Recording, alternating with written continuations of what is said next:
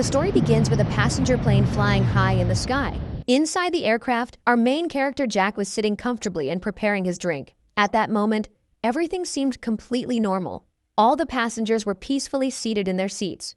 But suddenly, powerful gusts of wind started shaking the entire plane violently. The turbulence became so dangerous that passengers who were not wearing their seatbelts were thrown into the air and the oxygen masks dropped down from above. Then, due to the increasing air pressure, one of the plane's wings exploded with a massive blast. The explosion was so devastating that the rear section of the aircraft broke apart in midair, and several passengers fell thousands of feet below. Within moments, the plane went completely out of control and began heading rapidly toward a deserted island. The passengers inside screamed desperately as they fought for their lives. But within seconds, the aircraft crashed into the dense vegetation below, triggering a huge explosion. When Jack finally opened his eyes, he found himself in the middle of a thick jungle. Panicking, he immediately ran outside. That was when he realized that he was stranded on a deserted island. Just then, he heard painful screams coming from a distance. Without wasting a second, Jack rushed toward the sound. The scene there was nothing but devastation. Injured people were lying everywhere, and cries for help echoed all around. Jack was the only doctor aboard that plane. So, without hesitation, he immediately began doing everything he could to save the survivors. But then, a terrifying sound suddenly caught Jack's attention. He noticed that a broken aircraft propeller could fall on a pregnant woman trapped beneath it at any moment. The moment Jack saw the danger, he rushed toward her and managed to pull her to safety just before the propeller came crashing down. In the very next second, it slammed into the ground and triggered a massive explosion. Ignoring his own injuries, Jack immediately continued helping the survivors. However, the devastating blast that had occurred moments earlier had already turned most of the injured passengers into lifeless bodies. A while later, Jack walked alone into the jungle and tried to stitch his own wounds, but the injury was located on a part of his arm that he simply could not reach. Just then, a young woman arrived. When Jack asked for help, she agreed to stitch his wound. However, she was surprised to see that Jack did not seem to feel any pain at all, even though he was receiving stitches without any anesthesia. This was how the two of them got to know each other. As night fell, Jack looked at the wrecked rear section of the plane and concluded that the cockpit might still be intact. If they could find the signal transmitter there, they might be able to contact a rescue team. The moment she heard this, the woman, whose name was Kat, suddenly remembered something. She explained that earlier in the day she had seen smoke rising from a valley, which could possibly be the location where the cockpit had crashed. She immediately suggested that they go there together. Hearing this, Jack finally saw a glimmer of hope. But suddenly, a terrifying roar echoed from deep within the jungle. Everyone immediately turned toward the sound. Moments later, trees in the distance began snapping one after another. It became clear that some enormous creature was rapidly moving toward them through the forest. Fortunately, the creature never appeared, and after some time, everything became quiet once again. The next morning, all the survivors gathered together and discussed the mysterious creature from the night before. Some believed it was a dinosaur, while others thought it was a giant monster. Fear was now visible on everyone's faces. Jack himself was terrified deep down, but he knew very well that if they wanted to leave the island alive, they had to reach the cockpit at any cost. For that reason, he set out into the dangerous jungle with Charlie and Kat. However, after a short while, heavy rain suddenly began pouring from the sky, making it much harder to locate the cockpit. Meanwhile, the people hiding inside the wrecked plane sensed that the mysterious creature had awakened once again, but the three travelers in the jungle had no idea about it. After wandering for a long time, they finally spotted the front section of the aircraft. When they went inside, they discovered that everyone who had been sitting in first class was dead. Afterward, Jack slowly approached the cockpit and picked up a piece of metal to break the lock on the door. But in the very next moment, what emerged from the cockpit was actually nothing more than a corpse. After things calmed down, Jack entered the cockpit and began searching for the signal device, but suddenly the pilot woke up. After taking a closer look, Jack realized that the pilot was still alive. The good news was that he had only suffered a head injury. The pilot then revealed the real reason behind the plane crash. He explained that when their aircraft entered this mysterious region of the ocean, all communication signals suddenly disappeared. Realizing something was wrong, he immediately tried to turn the plane, but before he could do so, a strange and mysterious force of wind engulfed the entire aircraft. Within seconds, the plane began breaking apart in midair. After that, the pilot lost consciousness. According to him, they were stranded in an unknown place thousands of kilometers away from civilization. Suddenly, the pilot remembered that the aircraft had a backup wireless communication system. However, after searching, they discovered that the signal device was already damaged. Hearing this, Jack and Kat's last hope of rescue began to fade. With no other option, they decided to return to the camp. But just then, a strange sound echoed from outside, and the aircraft started shaking violently. Everyone rushed to the windows. A gigantic shadow passed outside the wreckage. Its footsteps were so heavy that the entire plane trembled. As the pilot moved closer to the window, something suddenly grabbed him and dragged him outside. Kat screamed in horror. Before Jack could help, the mysterious creature had already killed the pilot. The situation became even more terrifying. Moments later, the wrecked aircraft broke free from the tree where it was stuck and crashed to the ground, throwing all 3 survivors aside. Jack quickly grabbed the signal device and ran into the jungle with Kat and Charlie. Fortunately, the creature did not follow them, allowing them to safely return to the camp. When they arrived, they found James and Curly fighting. Jack and Michael separated them and learned that James suspected Curly was somehow responsible for the plane crash because everyone sitting near him had died while Curly survived. The accusation made Curly furious and another fight almost broke out. Kat finally calmed everyone down and explained that they had recovered a signal device, but it needed repairs before they could call for help. No one knew how to fix it until Curly stepped forward and offered to repair it. As expected, James immediately started arguing again. This time, Jack lost his temper and warned James to stay quiet. Seeing Jack's anger, James backed down. Then some good news came. Curly revealed that he had once served in the military as a communications officer. Since the signal device belonged to a military aircraft, he knew how to repair it. After working on it for a while, Curly successfully got the device running again. However, the battery was almost dead. To send a distress signal, they would have to carry it to a much higher location. When Kat asked where, Curly pointed toward a massive rock formation deep in the jungle. Kat was reluctant because she had already come close to death once, but there was no other choice. Without telling Jack, she left with the other 4 survivors and headed into the dangerous jungle. On the way, James joined them. He deliberately pushed Kat aside and walked ahead alone, making her dislike him even more. What Kat didn't know was that the same man would later save their lives. After crossing a difficult mountain path, the group entered a dense jungle. James continued blaming Curly for the crash until Curly finally lost his patience and was about to respond. At that moment, a strange sound came from the bushes. Everyone immediately froze. Something dangerous was moving rapidly toward them through the vegetation. Terrified, the group began running for their lives, but surprisingly, James remained standing exactly where he was, completely calm and showing no sign of fear. When the others had run a safe distance away, James pulled out his pistol and started firing toward the bushes. Surprisingly, the creature barely reacted to the bullets. However, one lucky shot struck its weak spot and a loud scream echoed through the jungle. Hearing the scream, everyone rushed back, but when they finally saw the creature clearly, they were stunned. It wasn't a monster at all, it was a gigantic polar bear. What shocked them even more was the fact that a polar bear was somehow living on a hot tropical island surrounded by dense jungle. The discovery raised another question. How was James carrying a gun on a passenger plane? When everyone questioned him, James explained that he had found the weapon on the body of a dead police officer after the crash. To prove his story, he even showed them the officer's badge. Although some people were still suspicious, they eventually accepted his explanation. The group continued toward the mountain. Soon, the signal device suddenly picked up a strong signal. Excited, Curly immediately tried to send a distress call, but he quickly realized that the rescue frequency was already being used. This meant someone else on the island was also sending signals. The discovery confused everyone. How could another person be living on such an isolated island? Moments later, a woman's voice came through the device. She was speaking French. At first, everyone believed it was a rescue team responding to them. A French-speaking survivor quickly tried to communicate. Their excitement didn't last long. The voice turned out to be an old distress recording from a woman desperately asking for help. Seconds later, the signal disappeared again. After checking the frequency, Curly made a terrifying discovery. According to the device, that same distress signal had been repeating for the last 16 years. No one had ever answered it. The realization frightened everyone. Questions flooded their minds. What was really happening on this island? How did a polar bear end up here?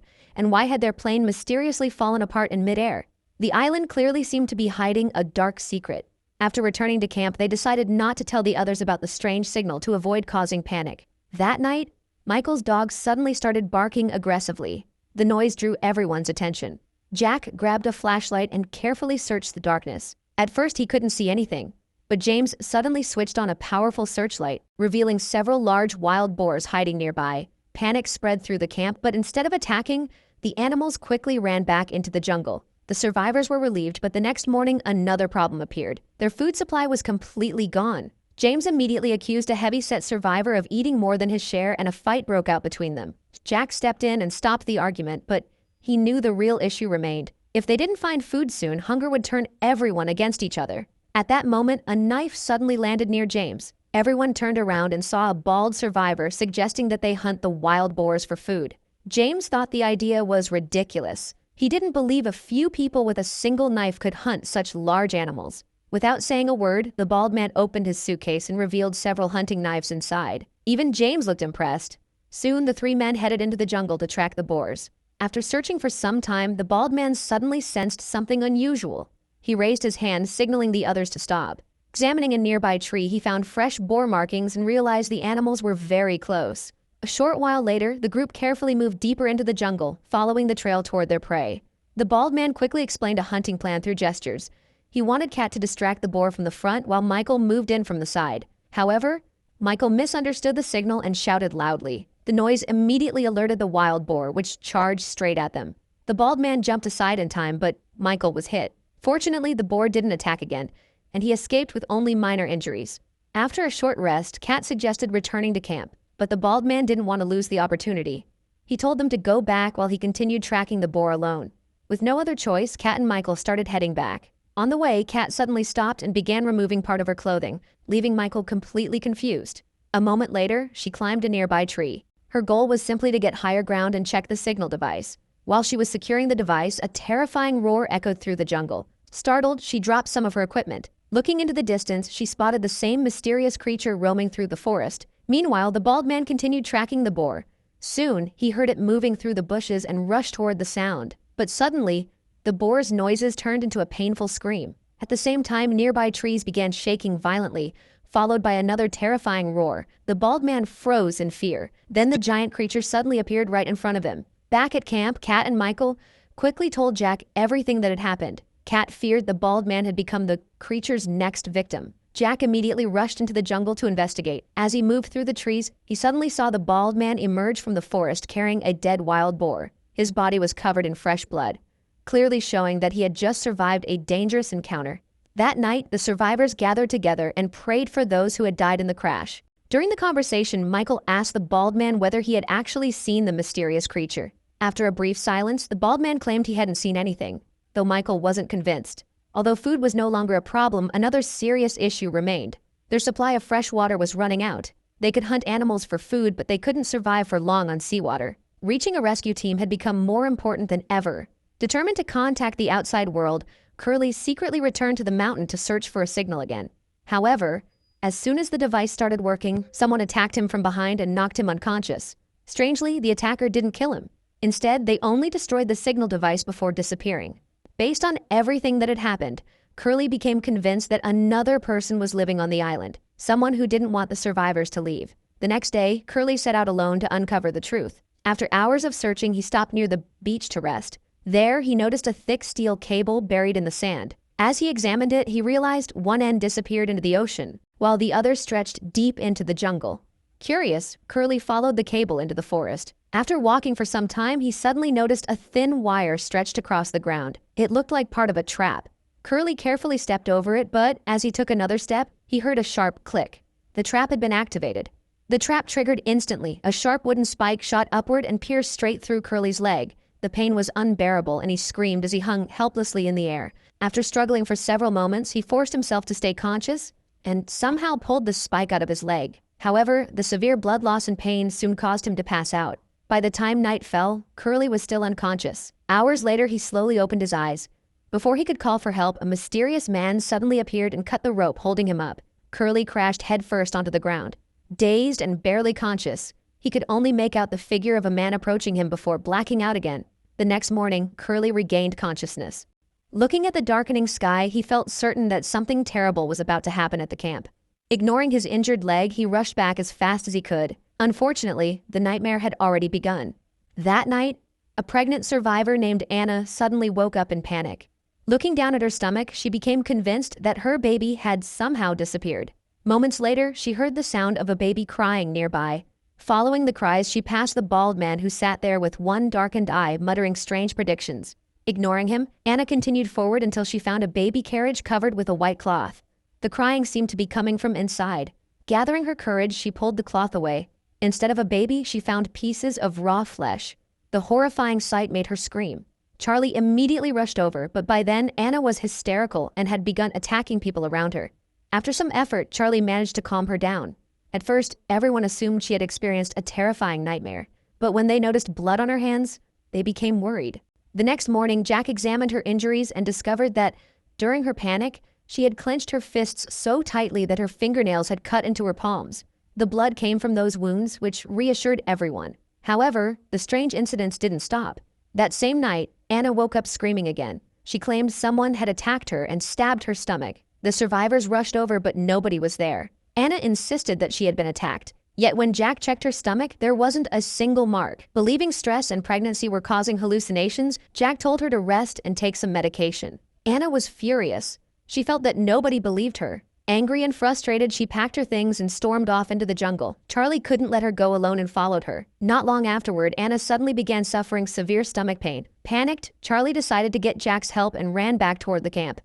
On the way, he ran into Jim. Charlie quickly told him to inform Jack about Anna's condition. What Charlie didn't realize was that this decision would soon create an even bigger disaster. Meanwhile, Anna's pain gradually eased, and she and Charlie began making their way back to camp. Then Jim suddenly appeared. The strange thing was that he hadn't brought Jack with him. Instead, he stood there staring at Anna in a disturbing way. At the same time, Curly finally reached the camp and told Jack about the mysterious person living somewhere on the island. Before Jack could fully process the information, the heavy-set survivor came running over with shocking news. Another passenger had survived the crash and had been secretly hiding on the island the entire time. His name was Jim. The moment Jack heard this, he realized something was terribly wrong. Without wasting another second, he and the bald man rushed into the jungle to find Anna and Charlie, but they were already too late. When they arrived, they found only signs of a struggle. Anna and Charlie had completely disappeared. The bald man suggested returning to camp first to gather supplies for a proper search, but Jack was overwhelmed with guilt. He couldn't stop thinking that if he had taken Anna's warning seriously, none of this might have happened. Driven by regret, Jack ignored the advice and ran alone into the jungle, desperately searching for Anna and Charlie. Jack continued searching alone, but after a while he realized he was going in circles as if the jungle itself was trapping him inside a maze. Soon, the bald man and the others caught up with him, and the search continued. Along the way, they found a torn piece of Charlie's clothing, confirming they were on the right track. A little later, the trail split into two directions. Since footprints were visible on both paths, the group decided to split up. The bald man went one way, while Jack and Kate took the other. Then heavy rain began pouring down, making the search even harder. After wandering through the jungle for some time, Jack found another piece of Charlie's torn clothing. Just then, he heard Anna screaming in pain somewhere nearby. Jack immediately rushed toward the sound and started climbing a hill with Kate following behind him. But, in his haste, he slipped and fell. As he got back up, he suddenly found Jim standing in front of him. Jim warned Jack to stop searching and threatened to kill Charlie if he continued. But Jack refused to listen and attacked him. The fight was completely one-sided. Jim easily dodged Jack's punches and beat him down. Despite Jack's efforts, he couldn't land a single hit. In the end, Jim knocked him unconscious with a powerful kick. A short while later, Kate found Jack and helped him regain consciousness. She told him that the rain had washed away all the tracks, and that continuing the search would be pointless. But Jack refused to give up. After searching for hours, they finally spotted Charlie hanging from a massive tree. Jack quickly lowered him to the ground, but Charlie wasn't breathing. Kate broke down in tears while Jack desperately tried to revive him. He refused to accept that his friend was gone. After several failed attempts, Jack made one final effort, and suddenly, Charlie started breathing again. Against all odds, he had survived. With Charlie's shocking return, part 1 of the story comes to an end, but the island's mysteries are only getting darker, and Charlie may hold answers to some of its most terrifying secrets.